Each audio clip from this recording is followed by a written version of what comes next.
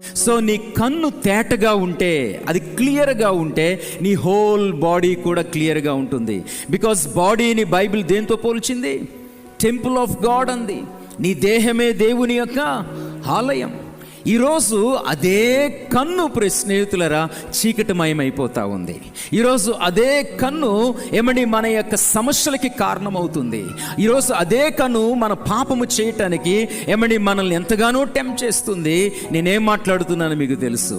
వయసుతో సంబంధము లేకుండా స్నేహితులరా ఈరోజు ఈ యొక్క మొబైల్ ఫోన్స్ ఏం చూస్తున్నామో, పౌర్ణకి సంబంధించినటువంటి సమస్య కేవలము క్రైస్తవ కేవలం బయట ప్రపంచాన్ని, సెక్యులర్ వరల్డ్ని కాదు, ఈరోజు క్రిస్టియన్ వరల్డ్ కూడా పట్టి పీడిస్తుంది. ఈరోజు ఫోన్ అనేటువంటిది క్రైస్తవ సమాజంలోనికి వచ్చింది. దాని దగ్గర వయసుతో సంబంధం లేదు. బట్ ఈరోజు చేతిలోనికి మొబైల్ వచ్చిన తర్వాత, డేటా ఫ్రీ అయిపోయిన తర్వాత ఈరోజు స్నేహితులరా అది మన జీవితాలను రూల్ చేస్తుంది.